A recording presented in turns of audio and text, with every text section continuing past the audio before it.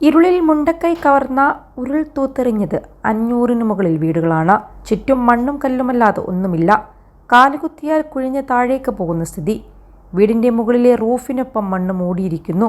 ശക്തമായ മഴ രക്ഷാപ്രവർത്തനത്തെ പ്രതിസന്ധിയിലാക്കിയിരുന്നു.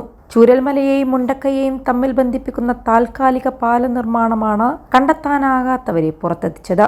കേരളം ഇന്നുവരെ കണ്ടിട്ടില്ലാത്ത മഹാദുരന്തമാണ് ചൊവ്വാഴ്ച പുലർന്നപ്പോൾ വയനാട്ടിലെ മേപ്പാടി പഞ്ചായത്തിലുണ്ടായ ഉരുൾപൊട്ടൽ. എല്ലാം നഷ്ടമായ ചൂരൽമലയിൽ നിന്ന് മുണ്ടക്കൈയിലേക്ക് പോകാനുള്ള പാലം തകർന്നത് രക്ഷാപ്രവർത്തനത്തിന് വലിയ വെല്ലുവിളിയായിരുന്നു. എന്നാൽ അതീവ പ്രതികൂല കാലാവസ്ഥയിൽ 22 മണിക്കൂർ നേരം കൊണ്ട് സൈന്യം ചൂരൽമലയിൽ 190 അടി നീളത്തിൽ ബെയിലി പാലത്തിന്റെ നിർമ്മാണം പൂർത്തിയാക്കി.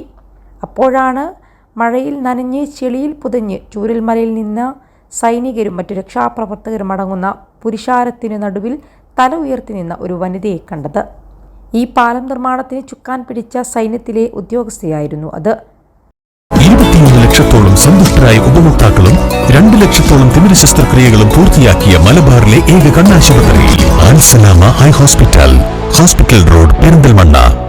ദുരന്തമുഖത്തെ രക്ഷാപ്രവർത്തനത്തിൽ സ്ത്രീകൾക്ക് യാതൊന്നും ചെയ്യാനില്ല എന്ന് ചോദിച്ചവർക്കുള്ള ഉത്തരമാണ് മേജർ സീത അശോക് ഷെൽക്കെ എന്ന മഹാരാഷ്ട്രക്കാരി. ചൂരൽമലയിലെ ദുരന്തഭൂമിയിൽ ബെയിലി പാലം പൂർത്തിയാക്കിയ സംഘത്തിലെ എഞ്ചിനീയറാണ് അവർ. പാലം നിർമ്മിച്ചത് ബംഗളൂരുവിൽ നിന്നുള്ള സൈന്യത്തിന്റെ മദ്രാസ് എഞ്ചിനീയർ ഗ്രൂപ്പാണ്. രാജ്യത്തിന്റെ വിവിധ ഭാഗങ്ങളിൽ സൈന്യത്തിന് ആവശ്യമായ സഹായങ്ങൾ നൽകുന്ന എഞ്ചിനീയറിംഗ് വിഭാഗമാണ് മദ്രാസ് സാപ്പേഴ്സ് എന്നറിയപ്പെടുന്ന ഇവർ.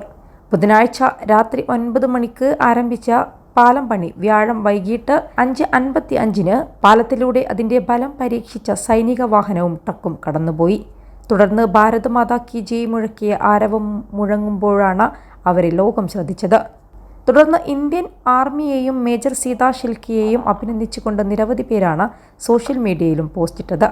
2012-ൽ സേനയിലേക്കുള്ള പ്രവേശനത്തിലൂടെ മഹാരാഷ്ട്രയിലെ തന്റെ ചെറിയ ഗ്രാമത്തിന്റെ അഭിമാനമായി മാറിയ വ്യക്തി കൂടിയാണ് സീത അശോക് ഷെൽക്കെ.